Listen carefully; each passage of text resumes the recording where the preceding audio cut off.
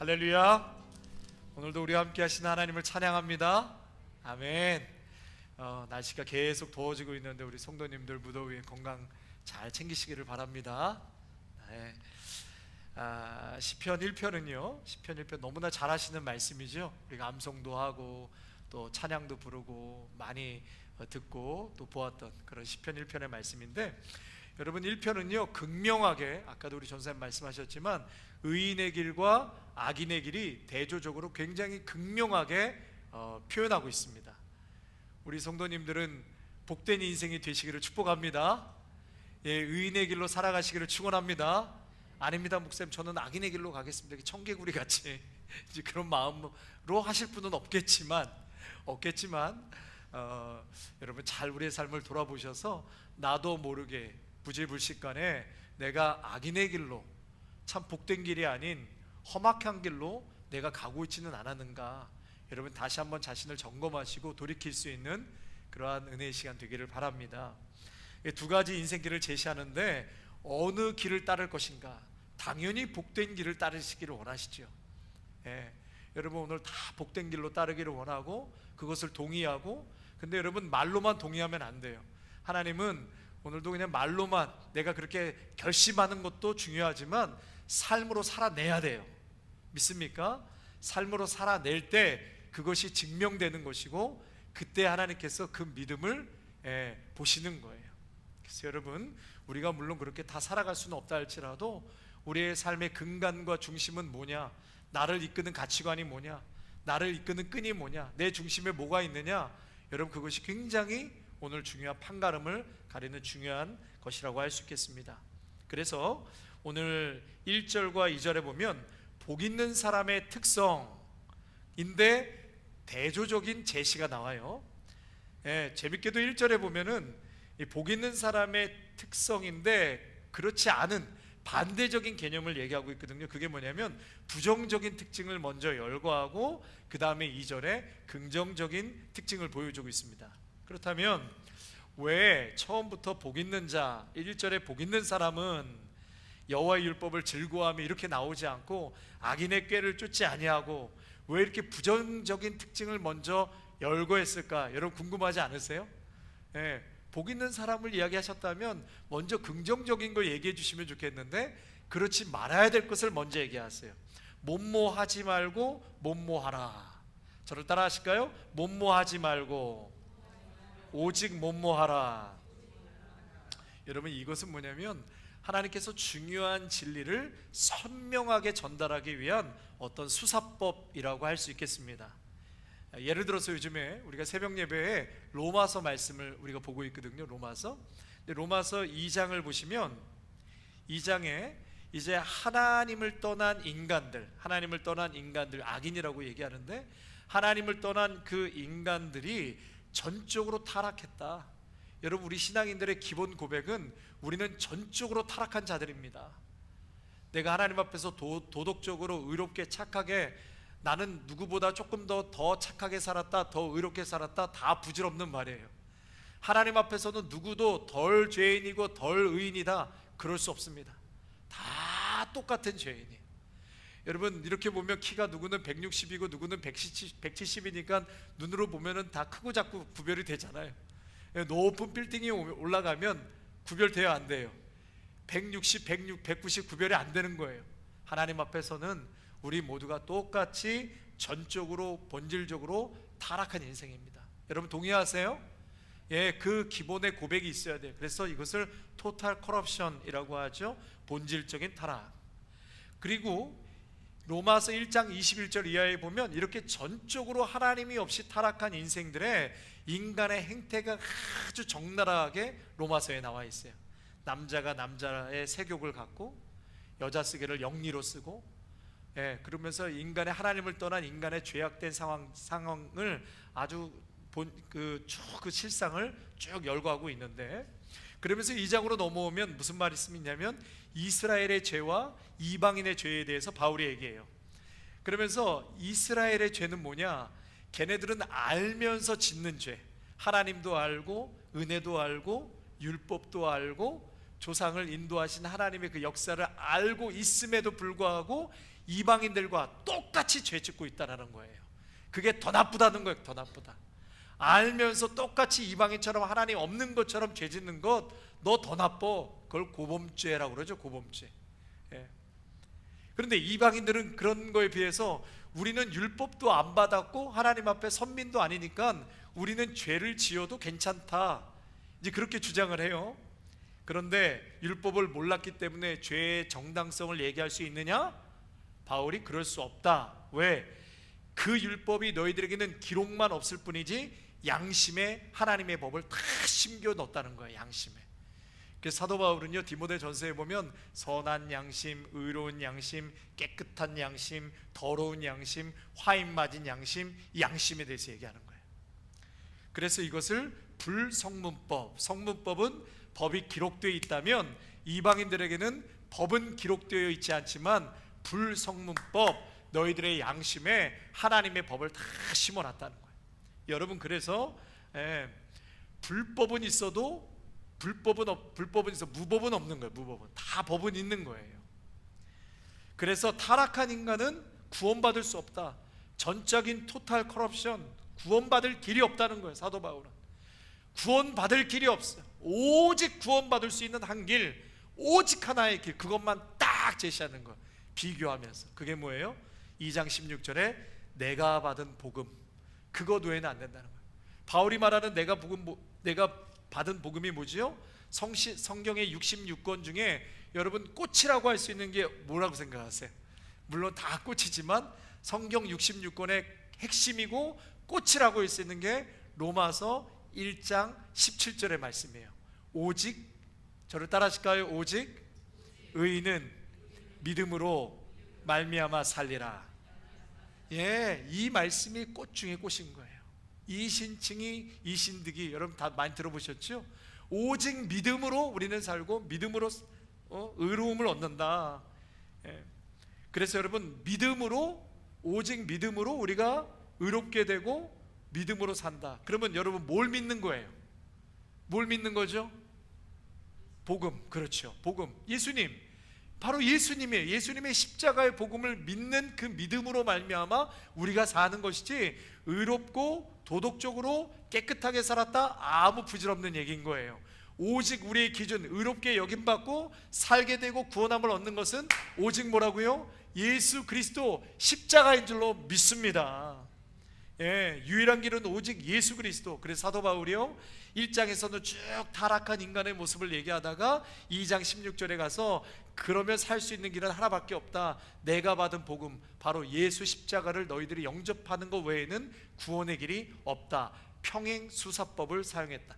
그래서 여러분 시편 1편 1절에서 2절도 똑같은 평행수사법을 사용해서 먼저는 악한 것, 그리고 나중에 선한 것을 분명하게 드러나기 위해서 이러한 문학적 기법을 썼다, 이렇게 보시면 되겠습니다. 그래서 이러한 부정과 긍정의 대조를 얘기하면서 복 있는 자, 그리고 악인의 길 더욱 선명하게 대비시켜주고 있다는 거예요. 자, 그렇다면 악인의 길이 어떤 길인가? 우리가 이 길로 가면 안 되잖아요. 그 길에 대해서 특징적으로, 자, 1절에서 뭐라고 말씀하시는지 같이 한번 읽어보겠습니다. 1절입니다. 시작.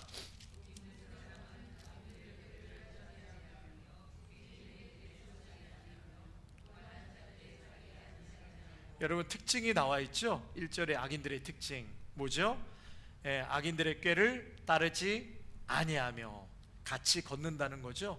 같이 걷는 것, 죄인들의 길에 서지 아니하며 같이 걷고 같이 서고 오만한 자들의 자리에 앉지 아니하고. 그래서 걷고 서고 앉는다, 이런 특징의 단어를 끄집어낼 수 있어요. 다시 말해서 악은요, 여러분 점진적으로 발전하게 되어 있어요. 내가 그냥 가만히 있으면 이 악한 에너지가 소멸되겠지, 없어지겠지가 아니라 내가 적극적으로 방어하지 않고 떠나지 않으면 악은 내 안에서 점진적으로 발전하게끔 되어 있다. 여러분, 이게 나는 아니야, 그럴 수 없어요. 여기는 저도 똑같습니다. 가만히 놔두면 우리의 본성은 악하기 때문에 점진적으로 악한 길로 갈 수밖에 없어요. 그래서 그것을 방어하고 그 자리에서 물러나고 선한 길을 적극적으로 선택하면서 가지 않으면 발전한다. 그래서 처음에는 악인의 꾀를 따라 걸었는데 점진적으로 어떻게 돼요? 죄인의 길에 서게 되는 거예요. 더 적극적으로 가담하게 되고, 그리고 오만한 자와 함께 자리에 앉는다. 아예 그 자리에 눌러 앉아버린다는 것입니다. 그러한 지경에 죄에 빠지게 된다. 여러분, 그래서 죄를 흉내내다가 서서히 물들게 되고 나중에는 꼼짝 못하는 상황의 지경까지 간다. 그걸 얘기하는 거예요. 처음에는 여러분 한번 궁금해서 호기심으로 한번 뭐 담배도 펴보고 뭐 마약도 해보다가 나중에는 점점점 빠져들어가서 헤어나오지 못하는 그 출발점이 뭐예요? 호기심 아니에요, 호기심. 처음에는 그래서 여러분 우리 속담에 친구 따라 강남 간다 이런 게 있잖아요. 악은 모양이라도 버리라. 데살로니가 전서에 말씀하셨죠. 흉내도 내지 말라는 거예요. 악은 흉내도 내지 말라. 악은 모양이라도 버리다. 예. 왜요? 죄가 점진적으로 커지고 또 나중에는 영혼을 마비시키는 과정으로 가기 때문에 그래요. 같이 걷다가 나중에는 서다가 그 다음에 주저앉아버리는, 여러분 이 죄의 특성을 우리가 봐야 한다는 것이죠. 하와가 뱀에게 유혹받았을 때 선악과를 바라봤을 때의 하와의 감정 표현이 창세기에 나오죠. 뭐라고 말씀하시는지 한번 볼까요? 감정적인 반응, 하와의 반응, 창세기 3장 6절입니다. 같이 한번 읽겠습니다. 시작. 여자가 그 나무를 본즉 먹음직도 하고 보암직도 하고 지롭게 할 만큼 탐스럽기도 한 나무. 점점점 이 죄악이 깊어지는 것을 보게 되죠. 선악과가 처음에는 먹음직스러워 보이기도 하다가 나중에는 아름다운 시각으로 나의 마음을 사로잡지요. 그러다가 나중에 탐스러움, 마음까지 빼앗겨버리는, 시각에서 마음으로 유혹받아 빼앗겨버리는 점진적인 죄의 깊은 데를 보게 되는 것입니다. 이를 통해서 인간의 욕망이 이렇게 시작되고 죄를 짓게 되는 과정을 보여주고 있죠. 성경에서는 이것만이 아니죠. 야고보서 1장 15절 말씀 또 같이 한번 읽어볼까요? 어떻게 점진적으로 가는지. 시작. 오직 각 사람이 시험을 받는 것은 자기 욕심에 끌려 미혹됨이니 욕심이 잉태한즉 죄를 낳고 죄가 장성한즉 사망을 낳느니라. 결국은 망하고 사망까지 가는 것이 어디로 시작된다고요? 욕심에 시작된다. 욕심이. 여러분 작은 욕심이 결국은 우리를 시험에 들게 한다는 것입니다. 작은 욕심이 결국 그것이 욕심이 잉태해서 죄를 낳고 여러분 죄가 장성해서 사망을 낳는, 여러분 너무나 쉽게 보잖아요. 우리 한국 사회 또 여러 가지 그러한 모습들이 얼마나 많이 우리에게 반면교사 삼아서 보여주고 있지 않습니까? 여러분 이런 것들이 이게 죄의 특징이다. 또 히브리서 3장 13절 같이 한번 읽습니다. 시작. 매일 피차 권면하여 너희 중에 누구든지 죄의 유혹으로 강팍하게 되지 않도록 하라. 죄가 반복하면 마음이 강팍해져서 영적인 마비 상태에 이른다라는 거예요. 죄가 반복되면 마음이 강팍해져서 영적인 마비 상태.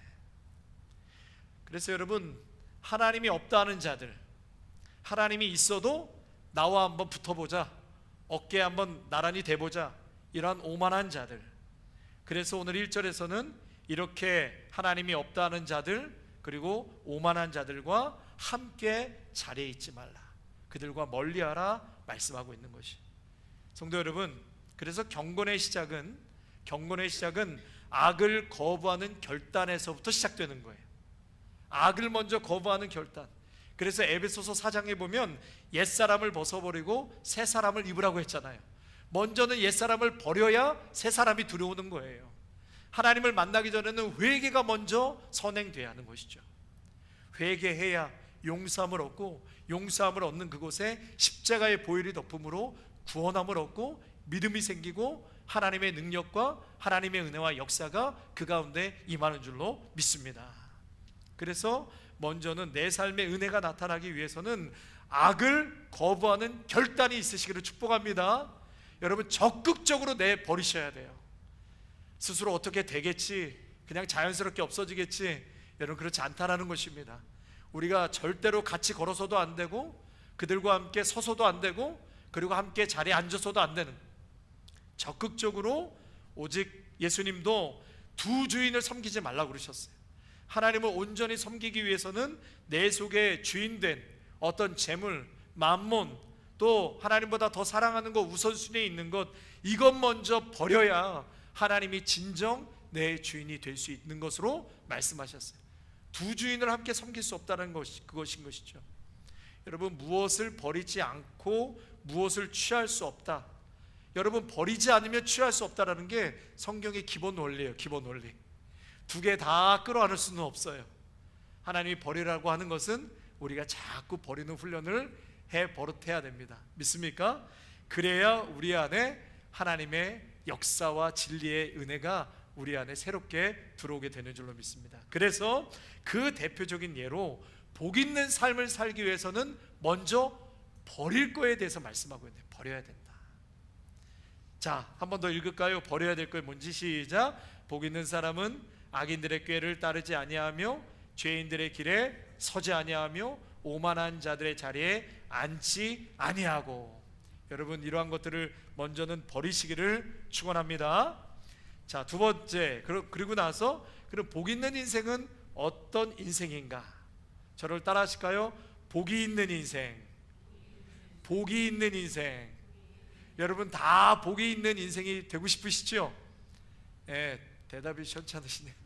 복이 있는 인생이 다 되고 싶으시죠? 아멘. 제가 최근에 제주도에서 목회하시는, 제가 전에 먼저교회에서 같이 사역했던 목사님이 제주도에서 담임 목회하시는데, 목사님 오랜만에 만났어요. 식사했는데 성함이 황인생 목사님이세요. 복 있는 인생 황인생 목사님.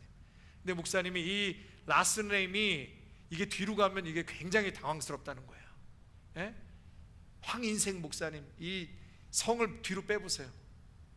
인생 황 되는 거예요. 황. 잘 이해를 못하시네. 인생 황. 그래서 목사님이 미국에 오면 자기는 목사인데 이렇게 라스트 네임이 뒤로 가면 안 되는데, 그런 얘기를 농담삼아 하셨는데, 여러분, 우리가 복된 인생이 돼야 돼요. 복된 인생이 되기 위해서는 뭐가 돼야 된다? 오늘 말씀에는 하나님의 말씀이 기준되는 인생. 저를 또 따라 하실까요? 하나님의 말씀이 기준되는 인생. 그 인생이야말로 좋은 결과, 복된 결과를 얻게 된다. 여러분, 다시 말해서 복된 인생이 되기 원하신다면 예수 그리스도를 영접하셔야 돼요. 예수님을 제대로 만나셔야 돼요. 그리고 예수님을 사랑하는 삶이 되셔야 돼요. 여러분, 교회 예배당에 있다고 다 예수님 만난 게 아닙니다. 다 이 시간에 설교 듣는다고 예수님을 사랑하는 게 아니에요. 여러분, 내가 종교적인 열심으로 달려나올 수도 있어요. 그래서 잘 보셔야 돼요. 내가 정말 예수님을 사랑하는지. 그래서 에베소 교회 성도들은 책망받았잖아요. 요한계시록 1장에 보면. 왜 책망받았습니까? 하나님 앞에 열심을 냈거든요. 인내했거든요. 성경도 많이 알았어요. 그래서 니골라당이 이단인 거를 쫙 분별해냈단 말이에요. 그리고 교회에서 믿음 생활하는 것 때문에 환난도 당했어요. 그래 너희들이 인내했다 그랬어요. 인내했죠, 수고했죠, 말씀도 분별할 줄 알고, 교리도 여러분보다 더 잘할 수도 있었어요. 니골라당을 갈아냈으니까.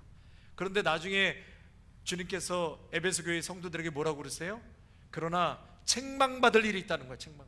어디서 떨어졌는지 회개하고 돌이키라. 안 그러면 촛대를 옮기시겠다. 아주 엄정한 경고의 메시지. 그게 뭐예요? 너의 첫사랑을 잃어버렸다는 거예요. 예수님을 향한 첫사랑을 잃어버렸다.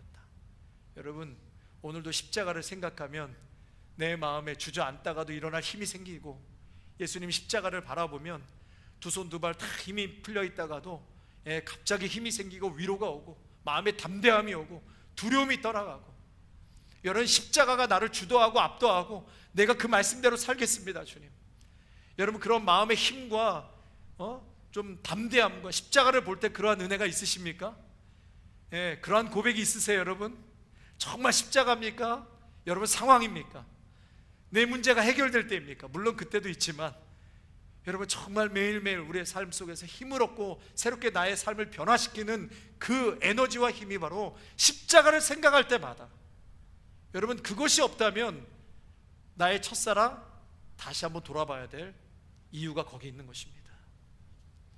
여러분, 그래서 오늘도 말씀이 기준이 돼야 한다. 말씀. 여러분, 말씀이 곧 예수님이세요. 우리 요한복음 1장 1절 말씀 한번 같이 읽어볼까요? 자, 시작. 태초에 말씀이 계시니라. 이 말씀은 곧 하나님이시니라. 14절 시작. 말씀이 육신이 되어 우리 가운데 거하심에 아버지의 독생자의 영광이요 은혜와 진리가 충만하더라. 그래서 태초에 말씀이 있고 말씀이 하나님이시라고 그랬잖아요. 14절에 말씀이 육신이 되신 분이 누구예요? 예수님이죠. 그래서 우리는 말씀을 사랑하고 말씀을 붙잡는 것은 결국은 예수님을 사랑하고 예수님을 붙잡는 것과 같은 것입니다. 또한 예수님께서는 자기 자신을 물이다, 생수다 이렇게 표현하셨어요. 스스로를. 우리 요한복음 7장 37절부터 한번 또 읽어보겠습니다. 시작. 누구든지 목마르거든 내게로 와서 마시라. 나를 믿는 자는 성경의 이름과 같이 그 배에서 생수의 강이 흘러나오리라.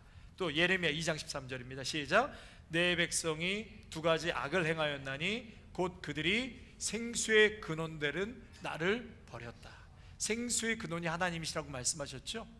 또 수가성 여인과 만났을 때 예수님 뭐라고 말씀하세요? 요한복음 4장의 말씀 또 같이 있습니다. 시작. 예수께서 대답하여 이르시되 이 물을 마시는 자마다 다시 목마르려니와 내가 주는 물을 마시는 자는 영원히 목마르지 아니하리니 내가 주는 물은 그 속에서 영생하도록 솟아나는 샘물이 되리라. 아멘. 그래서 여러분 예수님을 모시고 사는 인생, 그 인생은 또 예수님께 은혜를 간구하는 인생은 성령님을 통해서 날마다 생명을 주신다는 거예요. 생명을 주신다. 여러분 예수님의 생명이 우리 마음속에 들어오면 마음속 깊은 곳에 평안과 기쁨을 누리게 되는 줄로 믿습니다. 예수님의 생명이 우리의 마음속에 들어오면 생수와 같은 그분이 들어오시면 삶이 힘들어도 흔들리지 않고 위로와 소망이 있습니다. 우리 지난주 말씀처럼 바싹 마른 뼈가 능히 살아날 수 있겠느냐? 여러분께 우리 주님께서 질문하신다면 여러분의 인생의 고난과 역경과 어려움이 있고 이 부분은 도저히 풀리지가 않는 문제 앞에 예수님께서 아들아 딸아 능히 이 마른 뼈가 살 수 있겠느냐? 여러분 질문한다면 여러분 뭐라고 대답하실 수 있겠어요? 하나님 수십 년 동안 할 수 없고 나는 포기할지 모르겠지만 하나님의 십자가의 은혜가 그곳에 임한다면 능히 살 수 있습니다. 능히 회복될 수 있습니다. 주님이 아십니다. 주님이시라면 하실 수 있습니다. 할렐루야. 여러분 그 믿음을 잃지 마셔야 합니다. 아멘이시죠? 그래서 말씀과 성령이 들어오면 마음의 질병과 고통이 치유되고 떠나가는 역사, 육신의 질병도 치료되는 은혜를 경험하게 되는 것입니다. 모든 중독에서 벗어나고 그 묶고 있던 악한 귀신과 마귀도 예수님이 임재하시고 십자가의 보혈이 임하면 다 떠나가게 되는 것입니다.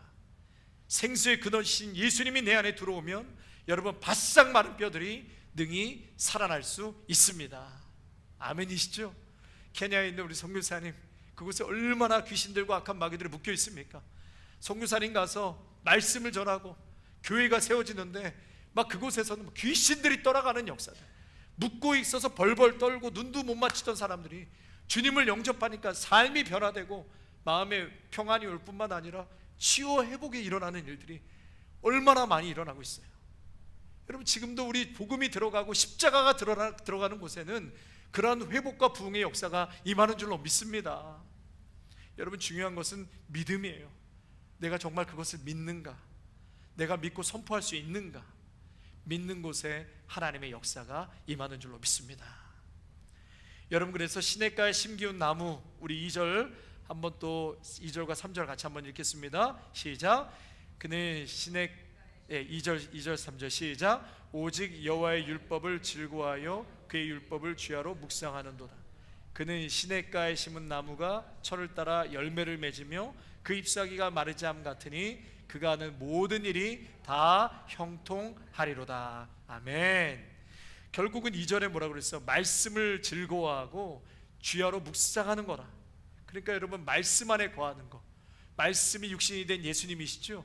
그러니까 말씀 안에 거하는 게 또 기도 안에 거하는 거, 말씀에 거하고 기도할 때 기도 안에 거하며 살 때 성령님께서 우리 안에 기쁨을 주시고 능력을 주시고 응답을 허락해 주신다. 여러분 이것이 성령 충만한 삶이고 이기는 삶일 줄로 믿습니다. 옛날에요, 런던시에 어느 지역에 일하는 소년이 휘파람을 부는데 음정이 좀 안 맞더래요. 그날따라 다른 소년도 휘파람을 부는데 음정이 안 맞더래요. 알고 보니까 그 도시 웨스턴 미스터 사원에 그 종소리가 튜닝이 잘못되어 있더래요. 그러니까 듣는 소리, 그 종소리가 튜닝이 잘못되니까 내 음정도 잘못되는 거예요. 잘못되는 거. 여러분, 기타도 제가 다 6줄 튜닝을 잘 할 수 있어요. 완벽하게 튜닝했어요. 그런데 피아노랑 맞추면 맞아요, 안 맞아요? 안 맞을 때가 많은 거예요. 그러니까 합주를 하려면 피아노에 맞춰야 되는 거예요. 여러분, 우리의 인생의 튜닝이 어디에 맞춰져야 돼요? 하나님 말씀에 맞춰져야 돼요. 말씀에 맞춰져야 돼요. 우리가 세상 소리, 세상 방법, 세상 가치관에 우리의 인생에 튜닝을 하고 살아가면 그 열매는 보나 마나예요. 성령의 열매를 맺을 수가 없습니다. 무엇에 내 인생을 튜닝하고 살아가야 하는가? 오직 말씀, 오직 예수 그리스도. 여러분, 그래서 하나님의 말씀에 늘 귀를 기울이시고 그 율법의 말씀을 주야로 묵상하시고 또 예수님 십자가 바라보시면서 살아가시는 여러분의 형통한 인생 되시기를 주님의 이름으로 축복합니다. 그런데 왜 우리가 이렇게 말씀을 들으면서도 이 말씀 안에서 그렇다면 왜 열매를 이렇게 맺지 못하고 살아가는가?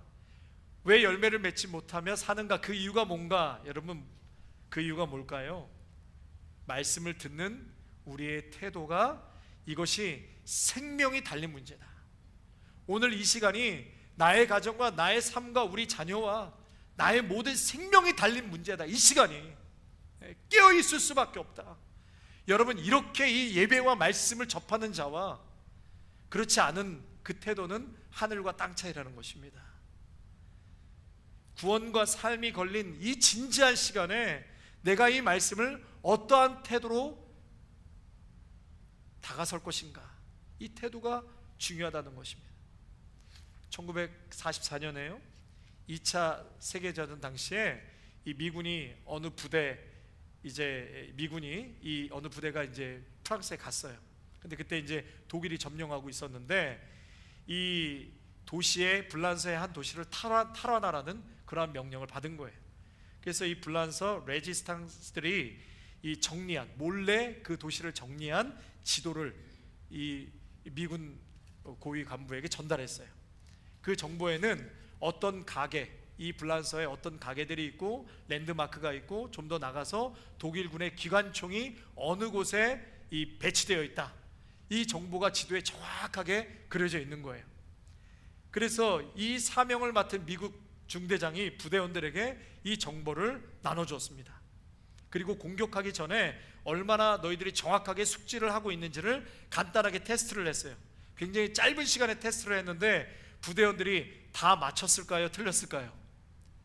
부대원들이 어디에 뭐가 있고 어디에 뭐가 있다라는 것을 숙지했을까요? 못했을까요? 숙지했을까요? 못했을까요? 숙지했지요. 당연히 해야죠. 왜 안 하면 어떻게 돼요? 죽잖아요. 내가 죽잖아요. 그러니까 숙지를 할 수밖에 없는 거예요. 그래서 적의 위치를 정확하게 파악하고 최소한의 희생으로 그 도시를 탈환했다, 그런 얘기가 있어요. 그래서 세월이 많이 지난 다음에 한 연구가가 조사를 위해서 실험을 했대요. 그 도시에 관광 온 사람들, 미국 관광객들에게 그 도시의 위치와 가게, 거리, 이름, 랜드마크 이런 것들을 표시해두고 지도를 나눠줬어요. 그리고 그 관광을 시작하기 전에 똑같이 테스트를 해봤대요. 그리고 다 지도를 걷고 이제 어디에 뭐가 있는지 테스트를 했는데 결과가 어땠을까요? 다 꽝이에요. 다 꽝. 다 틀렸다는 거예요. 지도를 대하는 태도가 달랐기 때문에 다른 결과가 나올 수밖에 없죠. 여러분, 첫 번째 경우는 내 생명이 달려있기 때문에 거기에 집중하고 마음을 다하는 것이고, 두 번째는 전혀 몰라도 아무 관계가 없기 때문에 그냥 건성건성 듣고 잊어버려도 아무 문제가 없는 거예요. 여러분, 그래서 이 둘 차이가 뭐예요? 하나는 생명이고 하나는 취미였기 때문에 그렇다는 것입니다. 사랑하는 성도 여러분, 하나님의 말씀을 대할 때 여러분 취미생활처럼 대하면 아무런 역사가 일어날 수 없습니다. 이 말씀에 내 생명과 구원과 나의 삶의 축복과 인도하심이 담겨 있다는 것을 확신하면서 오늘도 말씀으로 내 삶을 투닝하시고 주신 말씀에 순종할 때 여러분의 삶은 결코 잎사귀가 마르지 않을 것입니다. 믿습니까? 철을 따라 풍성한 과실을 맺게 될 것입니다. 하는 모든 일에 여러분들이 손은 닿는 곳마다 하나님의 형통한 은혜가 임할 줄로 믿습니다. 어제 제 둘째 아들이 이제 한국으로 떠났습니다. 그래서 아내와 이제 공항에 마중 짐도 갖다 주고 마중하러 갔는데 이 녀석이 가면서 이제 두 번째 도전이잖아요. 한국에 절대로 안 간다고 했다가 6개월 만에 다시 마음이 회복돼서 스스로 가겠다고 가면서 하는 얘기가 열심히 할게요, 열심히 할게요 아빠, 이 얘기 몇 번 했어요. 그래서 저랑 집사람이랑 아들 너무 열심히 하지 마, 너무 열심히 하지 마, 그냥 가서 잘 먹고 잘 놀고 즐겁게 잘 자고 즐겁게 놀면서 내가 사랑하는 음악 기쁘고 즐겁게 했으면 좋겠어. 그 얘기하고 제가 한 말만 더 덧붙였습니다. 아들아, 너 제일 알지? 감옥. 거기는 공포가 있고 두려움이 있고 실패와 낙심이 있고 또 희망이 없는 곳이 제일 아니야? 그런데 성경에도 요셉 알지? 요셉은 그 젤에서도 형통했대. 왜 그랬을까? 말씀에는 하나님께서 그와 함께 하셨기 때문에. 매일매일 말씀 읽고 말씀을 붙들고 마음을 그 말씀 위에 두어야 너가 승리할 수 있어, 살아낼 수 있어. 어디 가든 너의 삶을 형통하게 하나님께 이끌어 줄 수 있어. 그러니 말씀 붙잡아라. 그리고 빠이 했어요. 여러분, 믿음의 비밀이 바로 그것이라고 오늘 성경에서는 우리에게 가르쳐주고 있는 것입니다. 하나님이 함께 하시면 감옥 같은 현실 가운데서도 형통의 길을 걸을 수 있다는 거예요. 이게 역설적인 하나님의 은혜인 것입니다. 상황이 어둡습니다. 막막합니다. 아무것도 보이지가 않습니다. 그러나 말씀 붙들고 가는 인생은 어느 순간 어느 때에 하나님께서 길을 탁 열어주신 날이 오게 되는 줄로 믿습니다. 그 믿음 갖고 그 인내 갖고 끝까지 말씀 붙들고 여러분 투쟁하셔야 돼요.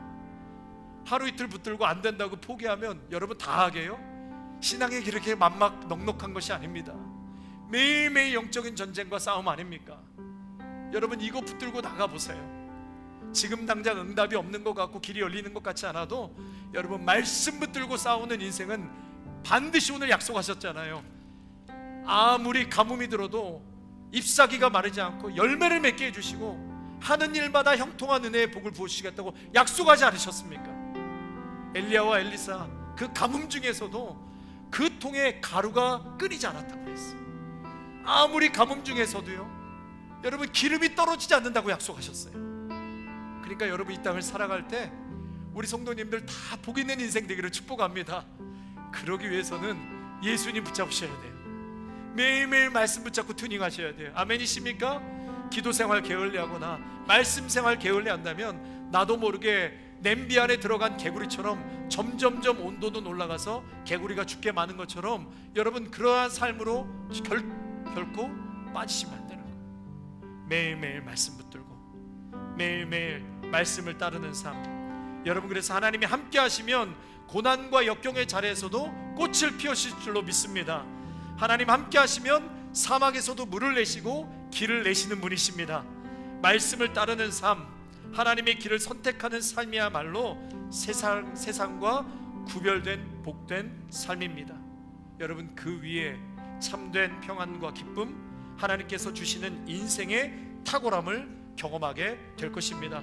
사랑하는 성도 여러분, 의인은 세상의 악한 조류에 휩쓸리지 않습니다.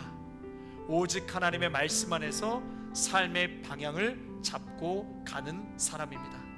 그런 사람을 하나님께서 복되다 라고 인정하세요. 여러분 거룩한 분별과 믿음의 결단과 또 이것이 신앙의 출발점임을 늘 기억하셔서 우리 아름다운 교회 소속되어 있는 모든 성도님들 오늘 약속의 말씀처럼 정말 복된 인생, 형통한 하나님의 은혜를 경험하며 살아가시기를 주님의 이름으로 축원합니다. 축원합니다.